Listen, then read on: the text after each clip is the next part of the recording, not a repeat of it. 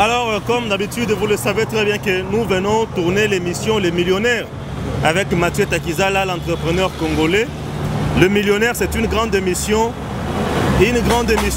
au cours de laquelle nous sommes en train de parler des investissements, parler l'argent, parler travail, parler chômage, parler emploi, parler politique qui peut chercher à faire avancer notre pays. La RDC a beaucoup de potentialités qui doivent être bien sûr travailleux et puis qui doivent apporter du développement bien sûr. Alors aujourd'hui je vais parler d'abord des investissements. C'est quoi l'investissement? Ça c'est de 1. De 2, nous allons parler. Le ministre et la finance scellé à lobby, ce ne sont pas les beaux discours aux mêmes d'investisseurs Namboka. Alors Nini et Mimaka d'investisseurs Namboka. Est-ce que à poignarder chef de l'État ou à Salinini? Et nous allons parler également Nalikambo Oyetali d'entreprises. Les entreprises publiques congolaises ne fonctionnent pas bien. Pourquoi? Pourquoi elles sont appelées canards boités? Mathieu Takizala, bonjour. Bonjour cher Stéphane, en tout cas c'est vraiment gentil, je suis flatté avec ce plateau que vous m'avez donné la responsabilité, étant que l'entrepreneur congolais du 21e siècle, pour qu'on parle un peu de ce que le phénomène, le concept millionnaire. Les millionnaires, le Congolais, on est en carence d'avoir des millionnaires dans l'attractivité économique en République démocratique du Congo. Et en face de nous, nous avons le Jeune Afrique de 2018 qui classe les 500 entreprises congolaises, les 500 entreprises du continent africain qui sont prospères. Malheureusement, dans notre pays, le management est encore des années 10 et nous avons qu'une société multinationale étrangère qui figure. C'est vraiment un vrai problème et c'est pour cela, nous les entrepreneurs actifs, nous sommes obligés de faire de sorte que ce pays devienne un pays attractif avec des mouvements et la créativité des activités. C'est un pays où on doit compter des millionnaires congolais comme au Nigeria et c'est pour ça que nous sommes là, de donner ces enseignements à ces gens qui veulent faire l'entrepreneuriat scientifique, de suivre cette émission qu'on appelle Le Millionnaire avec la chaîne Edem Télévision et en particulier avec le principal de cette chaîne, DG Stéphane. Franchement, je vous remercie. Mais 2020, ce n'est pas 2018.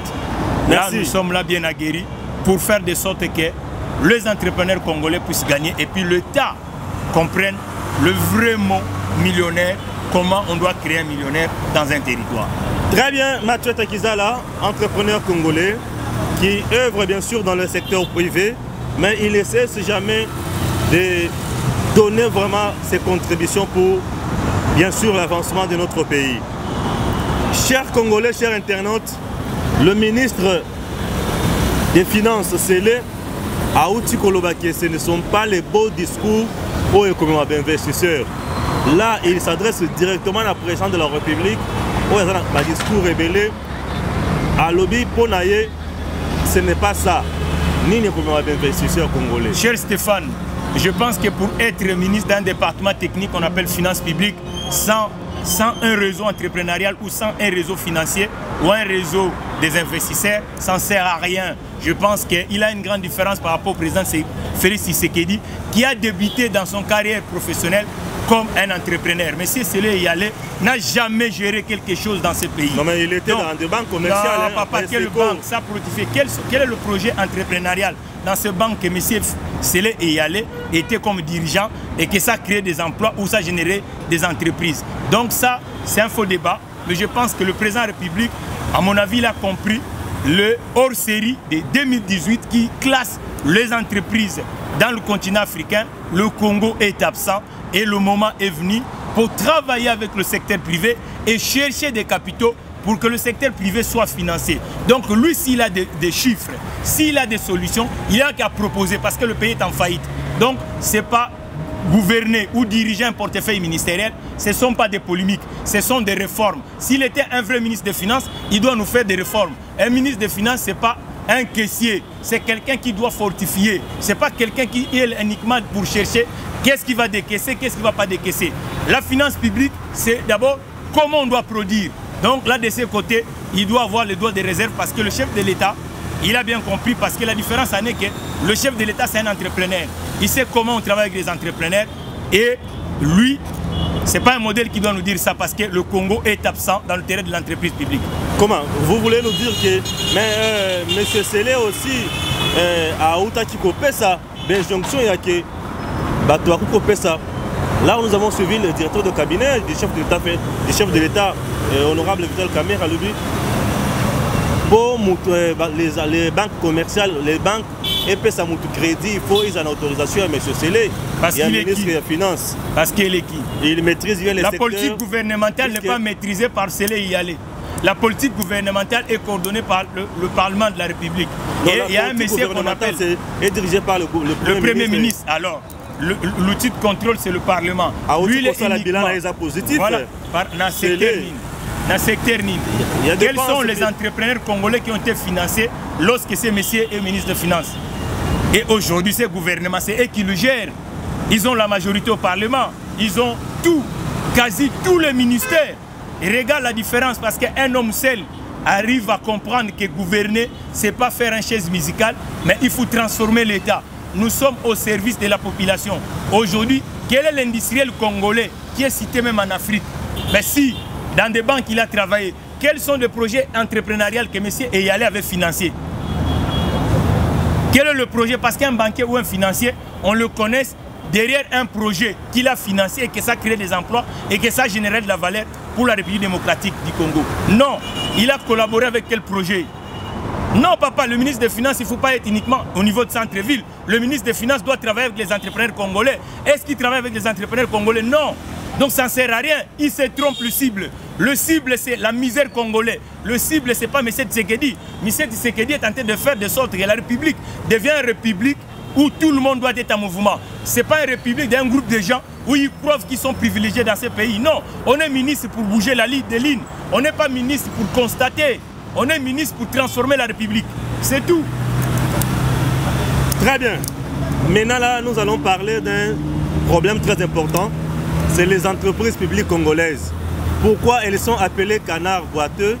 Et qu'est-ce que le président de la République peut mettre en place comme stratégie pour que ces dernières puissent prendre de l'envol?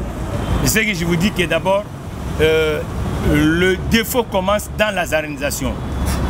On confond la politique à la gestion de l'entreprise. La gestion de l'entreprise a toujours été faite par des animateurs qu'on appelle des managers. Malheureusement, les entreprises du secteur privé congolais, secteur public congolais, est politisé. Ils ont toujours mis à la tête de ces entreprises les politiques qui n'ont pas de CV, qui n'ont jamais travaillé comme manager. Parce qu'on ne peut pas nommer quelqu'un DG uniquement avec soubassement, diplôme. Non, on nomme quelqu'un DG avec du vécu. Ça signifie que la personne a déjà travaillé quelque part et qu'il a des résultats. Et c'est pour ça que nous disons au président de la République, pourquoi le dollar monte dans ce pays? Parce qu'il n'y a pas un socle productif. Et lorsqu'il n'y aura pas un socle productif, c'est vraiment un vrai problème. Et cette fois-ci, à la tête des entreprises du secteur public, nous devons nommer des Congolais capables à transformer. Veut dire mettre des managers d'entreprise. Pas des politiques, pas des militants des camps politiques. Et c'est ça qui tue. Et puis donner à ces gens-là des conditionnalités. Veut dire, on dit voilà. Mais sur ce point-là, Kalamingité a besoin de partager. FCC, notre entreprise, est belle, cache à vous manquer. Mais parce qu'il y a une coalition basali oyo et un parti moko ou un assumer responsabilité. Donc parti il faut l'accepter qui est capable de transformer le Congo parce que c'est eux qui gèrent. Le problème c'est pas M. Tshisekedi. Le problème c'est ces gens-là qui veulent uniquement le gâteau. Le pays c'est pas un gâteau. Le pays il faut transformer le pays. Le pays on ne peut pas gouverner un pays pour le privilège personnel. On gouverne un pays pour le peuple. Il faut transformer la République. Le président de la République donne ses intentions. Le président de la République, il a la volonté. Le président de la République, c'est un entrepreneur. Il sait qu'il faut voir des actifs. Mais la plupart de ces gens-là qui sont à la tête des institutions, ils ont géré quoi? Rien du tout. Et ils ne savent même pas manager quelque chose. Mais ils veulent toujours rester. Et ces entreprises prennent beaucoup d'argent dans le trésor public congolais. Donc on ne peut plus faire en 2020 comme en 1950. Si le Congo n'a pas de manager pour le secteur public, cherchons ailleurs. la solution aujourd'hui pour redresser nos entreprises publiques, vous pensez que c'est de ne plus nommer les politiques à la tête de ces entreprises? Non, oui, mais parce que ça n'a pas payé. Ça fait 60 ans. 60 mais dans nos ans. partis politiques, on vise les gens qui ont la maîtrise dans ce domaine-là. Non, ils sont où? Quels sont les résultats chez Stéphane? Ça fait 60 ans. On a nommé que des politiques à la tête des entreprises qui est le bras financier du gouvernement congolais. Ça donnait quoi comme des résultats? Des coquilles vides, des éléphants blancs. Mais cette fois-ci, changeons de remède. Mettre à la tête des entreprises du secteur public les gens qui viennent du secteur privé.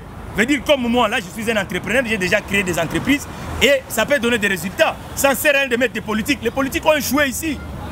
Comment tu trouves les soucis de privatiser les entreprises publiques? Est-ce qu'on ne peut pas privatiser les entreprises publiques pour Mekakota, la gestion moko rationnelle et efficace? Moi je pense qu'aujourd'hui le mot privatisation ce n'est pas un vrai mot. Ce n'est pas un vieux mot, excusez-moi.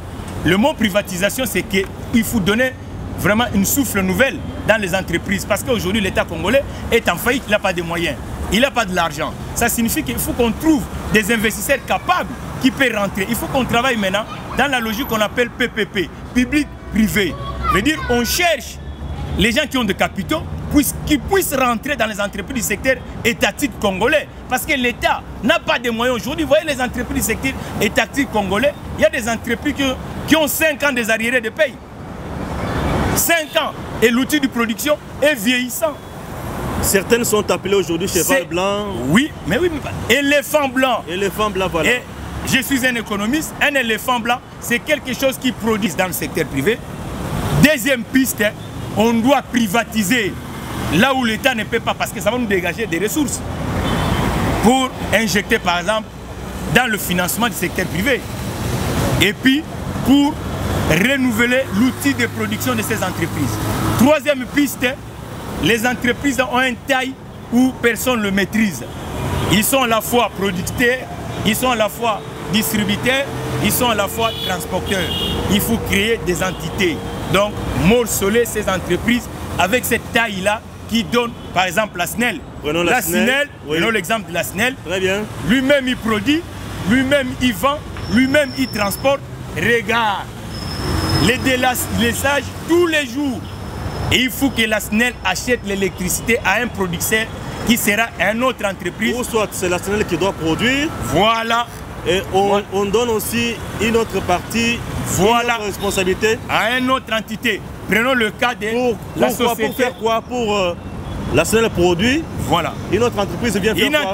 Une autre entreprise qui fait uniquement le transport d'électricité. Le transport d'électricité pour installer des câbles. Voilà, voilà. Et la troisième? Vous avez bien compris. Donc la troisième, c'est la commercialisation de l'électricité. Et c'est là où on peut avancer.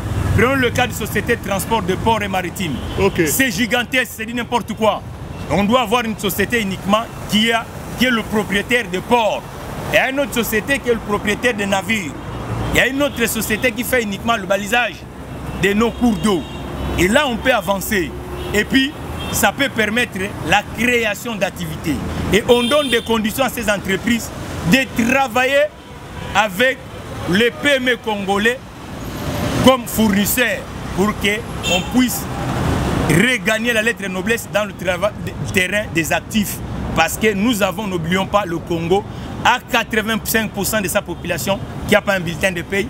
Mais l'unique façon, c'est réformer la partie économique et surtout les entreprises de portefeuille. Merci beaucoup, monsieur Mathieu Takizala. Je rappelle à nos nombreux internautes et nombreux Congolais qui nous suivent de partout que c'est un entrepreneur congolais. Il a parlé aujourd'hui des entreprises publiques congolaises, comment redresser ces entreprises, comment rendre productives ces entreprises et pour faire développer la République démocratique du Congo. Et il a également réagi par rapport au message ou discours du ministre des Finances, Célé Eyalé, qui pense que ce ne sont pas le discours du chef de l'État qui peuvent amener les investisseurs en République démocratique du Congo. Et ce dernier a-t-il tort ou raison? Ça reste à vérifier, messieurs, dames. Restez toujours fidèles au programme de votre chaîne YouTube, bien sûr, Edem TV officiel. À très bientôt.